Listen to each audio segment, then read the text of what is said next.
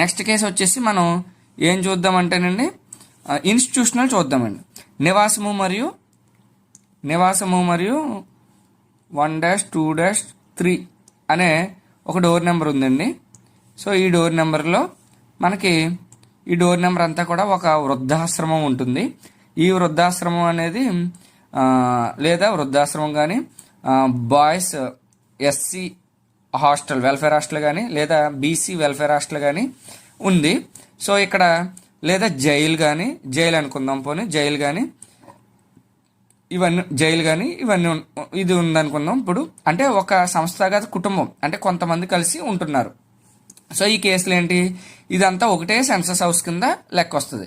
So door number enter చేసాం, census house అనేది కొత్తది కాబట్టి న్యూ క్లిక్ చేసాం, నెక్స్ట్కి వెళ్ళాం. సో సెల్ఫ్ ఇన్ఫర్మేషన్ ఏమీ లేదు. సో దానికి సంబంధించిన సపోజ్ జైలు అనుకుందాం కదండి, లేదా సంస్థాగత కుటుంబం ఏదో ఒకటి. సో సిమెంటు, ఇటుకు, కాంక్రీటు, నెక్స్ట్ కొట్టాం. ఇప్పుడు ఇక్కడ ఏమడుగుతుంది, ఇక్కడ ఎందులోకి వస్తుంది, ఇక్కడ ఈ 7వ క్వశ్చన్ బేస్ చేసుకునే మనకు అంటే ఈ 7వ ప్రశ్నను బట్టి సర్వే మొత్తం ఫిల్ చేయాలా, కొంచెమే ఫిల్ చేయాలనేది ఇక్కడ ఉంటుంది. మనం 3 నుంచి 9 కోడ్లు 3 నుంచి 9 అండ్ 0 సెలెక్ట్ చేసుకుంటే అక్కడతో సర్వే అయిపోతుందండి. అలా కాకుండా 1 or 2 సెలెక్ట్ చేస్తే 1 సెలెక్ట్ చేస్తే మొత్తం అన్ని క్వశ్చన్లు ఫిల్ చేయాలి. 2 సెలెక్ట్ చేస్తే మనకి ఇన్స్టిట్యూషన్ పెడితే 11వ ప్రశ్న వరకు ఓపెన్ అవుద్ది. ఇన్స్టిట్యూషనల్ పెట్టకపోతే అన్ని క్వశ్చన్లు ఫిల్ అవుతాయి.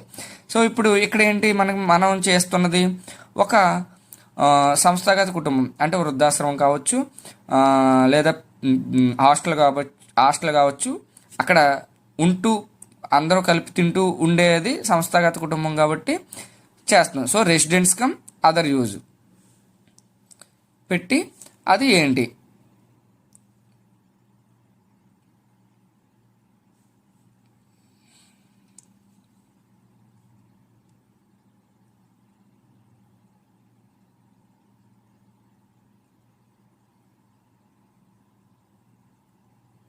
బీసీ వెల్ఫేర్ హాస్టల్ సెలెక్ట్ చేసాం.